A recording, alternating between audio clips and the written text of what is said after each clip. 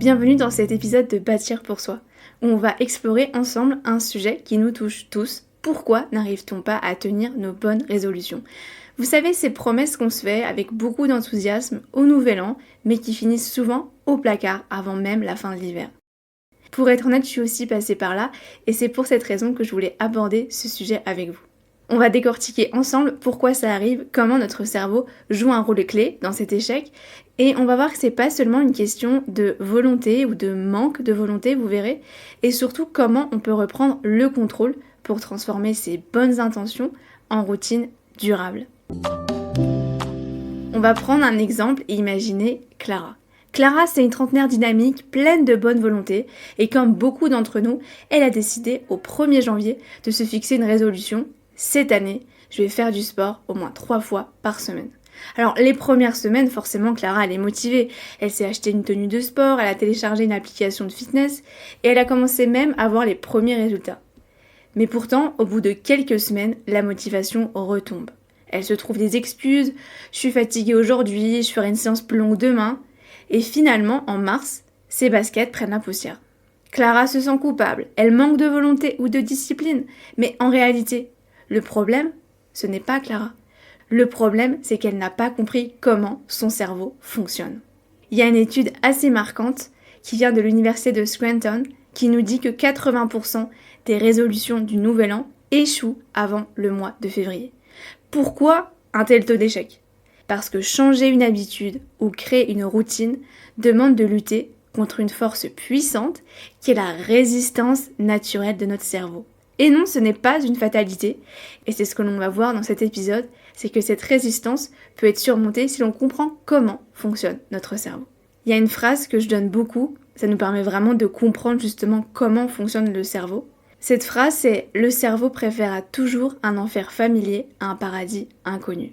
Le cerveau préférera toujours un enfer familier à un paradis inconnu. Notre cerveau, c'est un organe qui est incroyablement sophistiqué. Mais il a une particularité. Il déteste l'inconnu.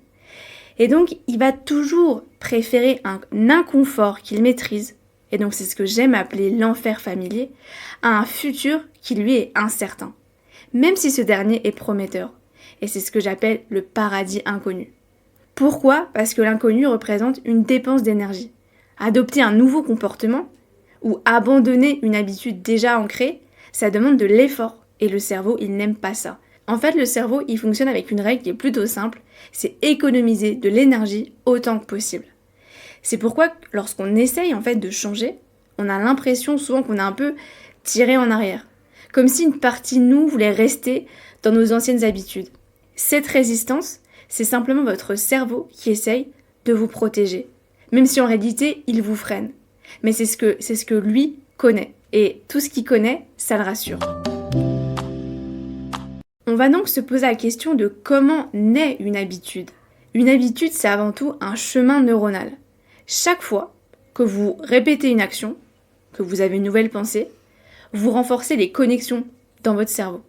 C'est comme si finalement on emprunte un chemin dans la forêt, et puis il y a un chemin qui est complètement dégagé, qui est vraiment large, qui est facile d'accès. Ça, c'est nos habitudes. Donc une ancienne habitude, comme par exemple grignoter, le cerveau, il va vraiment voir ça comme quelque chose qui est facile d'accès, qui est rapide, c'est vraiment une autoroute. Par contre, la nouvelle habitude, c'est plutôt un sentier qui est vraiment encombré, c'est une forêt qui est vierge, c'est quelque chose qui est pas du tout facile d'accès pour le cerveau. C'est plein de broussailles, c'est compliqué. Donc pourquoi je prendrais ce chemin-là qui n'a pas encore été balisé quand il y en a un autre qui m'attend ? C'est vraiment comme ça qu'il faut voir les choses. Créer une nouvelle habitude, finalement, ça revient à tracer un nouveau chemin neuronal. Donc répéter encore et encore jusqu'à ce que ce chemin devienne plus fluide. Donc il faut vraiment voir qu'il faut débroussailler jusqu'à éventuellement arriver à voir un chemin qui va devenir clair et qui va pouvoir être emprunté. Et laisser l'ancien chemin s'effacer. Avec le temps, si vous ne l'empruntez plus, il devient moins accessible. Et c'est encore une fois, on peut prendre cette analogie de la forêt, si le chemin n'est plus emprunté par les promeneurs, la nature va reprendre ses droits. On va mettre fin maintenant à un mythe qui est vraiment bien ancré. C'est le fameux « il faut 21 jours pour qu'une nouvelle routine se mette en place ». Il y a eu beaucoup et encore beaucoup de marketing autour de ça pour notamment vendre des programmes, pour vendre des recettes un petit peu miracles, en 21 jours devenez nouvelle personne. Sauf que non, selon les neurosciences, il faut en moyenne 66 jours pour qu'un nouveau comportement devienne automatique. Et ce chiffre, évidemment, il évolue, il varie en fonction de la complexité de l'habitude, mais également de la personne. Donc on est bien loin du mythe des 21 jours. Il y a quelque chose qui était super important pour moi de vous parler, c'est à quel point le cerveau adore les routines. Et pourquoi le cerveau adore les routines ? On a une étude qui a été publiée dans Current Biology qui nous montre que les routines permettent de réduire jusqu'à 30% de la charge cognitive quotidienne. Ce que ça veut dire, c'est qu'en automatisant certaines actions, le cerveau peut se concentrer sur des tâches qui sont plus importantes. Exemple tout bête, le fait de se brosser les dents, par exemple, de se brosser les dents le matin, ou de toujours préparer son café de la même façon, ou à la même heure. Ça nous demande peu d'efforts, parce que ce sont des habitudes qui sont automatisées. Les routines, elles rassurent le cerveau. Elles lui offrent en fait une structure, un cadre stable dans un monde qui lui est rempli d'incertitudes et d'inconnus. C'est pourquoi intégrer une nouvelle habitude dans une routine existante, c'est une stratégie qui est gagnante. Maintenant, je vais vous donner un exemple en lien avec le milieu sportif. Donc, comme vous le savez, je suis athlète professionnelle et donc je suis amenée à faire beaucoup de compétitions. Chaque nouvelle compétition, ça représente une source de stress importante. Globalement, pour quasiment tout sportif, il y a un stress. Même si, avec le temps et l'expérience, on arrive à le gérer, ça reste un stress qui est là. Pour faire face à ça, on utilise beaucoup de techniques. Et donc, ces techniques-là, elles s'inscrivent dans des routines. Alors, on entend beaucoup parler de la visualisation, de la respiration. Tout ça, ça rentre à part entière dans des routines d'entraînement et de compétition. Ça peut être aussi choisir la même tenue, choisir les mêmes chaussures, avoir la même coiffure. Tout ça, en fait, c'est des choses qui rassurent énormément le cerveau, comme par exemple avoir les mêmes exercices à l'échauffement, avoir les mêmes exercices d'étirement, par exemple. En fait, cette capacité à se tenir à nos routines, ça va vraiment créer un environnement de confiance et de sérénité face à une situation qui, elle, pour le coup, est stressante. Alors, comment réussir à surmonter cette résistance finalement à créer de nouvelles routines ? La première chose, ça serait d'accepter que le changement demande du temps. Cela ne veut pas dire que vous n'êtes pas capable, ça veut simplement dire qu'on est dans un processus en fait de reprogrammation du cerveau. Et donc pour ça, il faut forcément de la patience. Il faut vraiment voir le cerveau comme finalement une sorte d'ordinateur avec des entrées, avec des programmes qu'on peut implanter, des logiciels. Et vous avez votre logiciel de base actuellement. Et là, on va faire un petit peu comme du code pour envoyer au cerveau de nouvelles entrées, de nouveaux logiciels pour qu'ils soient peut-être plus performants ou vous arriviez à tenir vos résolutions.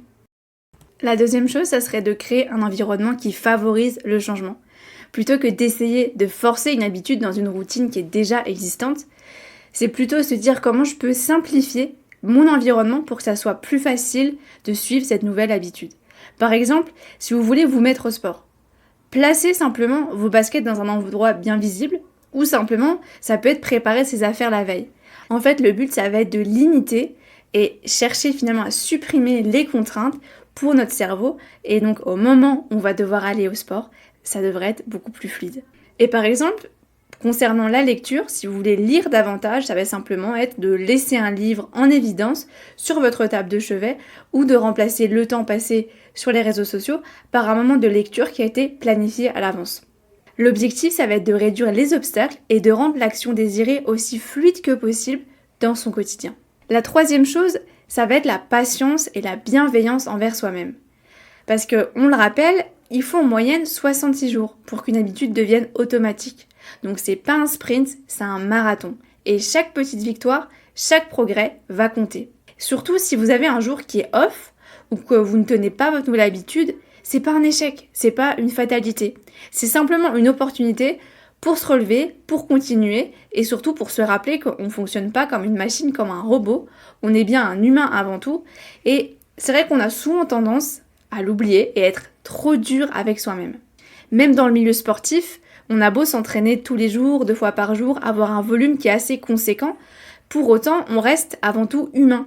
Et avant tout, il y a cette forme de bienveillance qui doit toujours demeurer dans n'importe quel type de routine qu'on a et dans n'importe quelle habitude qu'on veut implémenter. Et c'est personnellement la notion sur laquelle j'insiste le plus et qui est la plus importante à mes yeux. Finalement, reprogrammer son cerveau, c'est possible. Alors oui, le cerveau est paresseux, mais il est aussi incroyablement adaptable. Et en comprenant ces mécanismes, vous pouvez créer de nouvelles habitudes et transformer votre vie. Alors la prochaine fois que vous échouez à tenir une résolution, rappelez-vous, ce n'est pas qu'une question de volonté, c'est une question de stratégie.